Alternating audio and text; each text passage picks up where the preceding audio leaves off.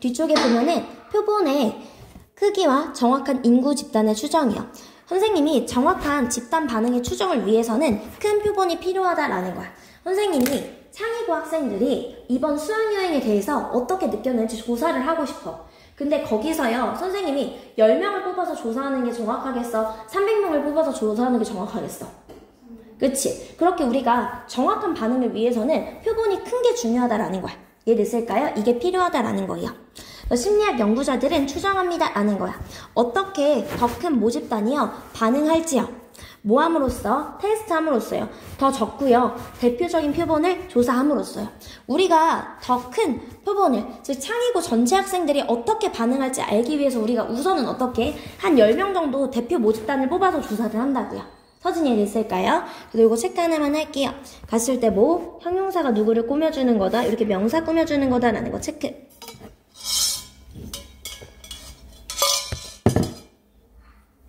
즉 우리가 모함으로써 심리학자들은 모든 사람을 다 조사할 수 없기 때문에 그 대신에 소수의 대표적인 사람들만 뽑아서 실험해서 전체 사람들이 어떻게 반응할지를 추정한다고요.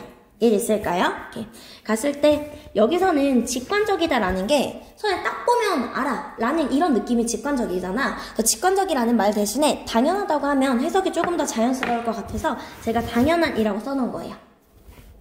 that 이하라는 것이 당연하다라는 거예요.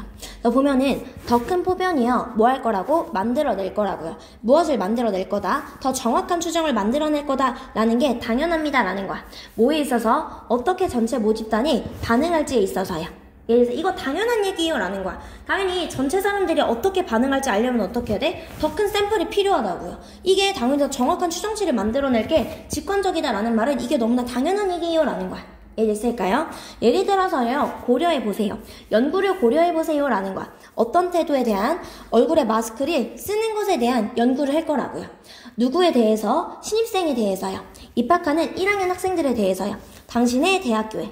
대학교 학생들이 1학년 때 들어올 때 마스크를 써야 된다. 예를 들어서 코로나 시기여서. 이거에 대해서 학생들이 어떻게 생각하는지 조사를 한번 해보자고요. 이해되었을까요? 연구인데요. 모든 입학생의 절반을 포함한 연구가요. is likely provide. 제공할 거라고요. 당연히 훨씬 더 나은 근사치를 제공할 거예요. 이해됐을까요? 무엇에 대해서요? 전체 학생들이 어떻게 느끼는지에 대해서는요. 당연히 입학생의 전체를 절반을 포함하는 게 훨씬 더 정확할 거다라는 거야.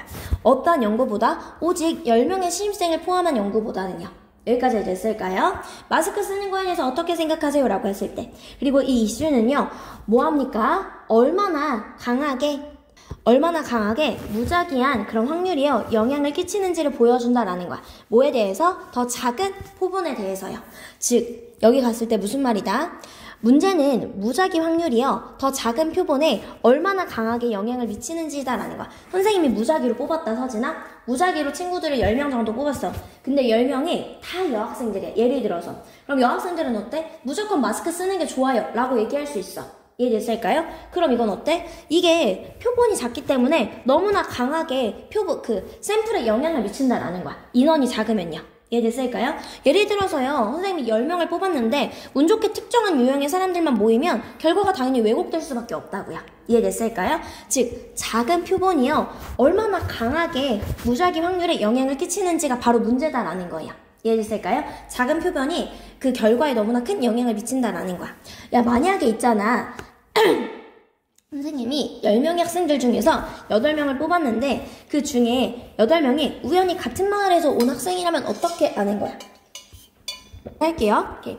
그리고 나서 그들 중에 또 9명은 만약에 여자면 어떻게 라는 거야.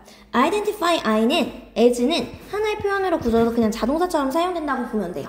이들 중에 9명이 여자면 또 어떻게? 라고 물어보는 거예요. 갔을 때 더 큰 표본은요 덜하다라는 거야. 즉 뭐합니까? 편향된다라는 거야. 어디에 있어서? 하나의 말, 상별 또는 다른 요인에 당연히 덜 편향이 되는 거지. 이해됐을까요? 어떤 다른 요인, 결과를 왜곡할 수 있는 다른 요인에 덜 영향을 줍니다라는 거야. 여기까지 됐을까요? 그래서 과학자들은요, 가정할 수도 있습니다라는 거야. that 이하라는 것을 가정할 수도 있다고요. 뭐라고 가정하는 거야? 작은 표본으로도 충분하다고 가정을 하는 거예요. 뭐 할 때 더 큰 표본이 실제로 요구될 때도요. 뭐 하기 위해서? 정확한 추정을 얻기 위해서요. 무엇에? 모집단의 효과에 대해서는 더 큰 모집단이 필요해. 샘플이 필요해요. 근데 그때도 뭐라고 추정하는 거야? 작은 것도 충분해요. 왜? 하기 힘드니까. 이해됐을까요? 하지만 뭐가 진짜 필요하다? 정확한 집단 반응을 위해서는 큰 표본이 필요합니다. 라는 내용이에요. 이해되었을까요? 오케이. 그래서 보면은 심리학 연구자들은요, 소규모의 대표 표본을 통해서 전체 인구의 반응을 예측하지만 표본이 클수록 결과는 더 정확해진다는 거예요. 작은 표본은 우연에 의한 편향이 쉽게 발생해 특정 지역이나 성별에 치우칠 위험이 있습니다. 반면에 큰 표본은요, 이러한 왜곡을 줄이고 모집단의 특성을 더 잘 반영합니다. 그럼에도요, 일부 과학자들은 작은 표본만으로도 충분하다고 잘못 판단할 수 있습니다. 결국 정확한 인구 집단 추정을 위해서는 충분히 큰 표본 규모가 필수적이다라는 거야. 서진이 있을까요? 오케이.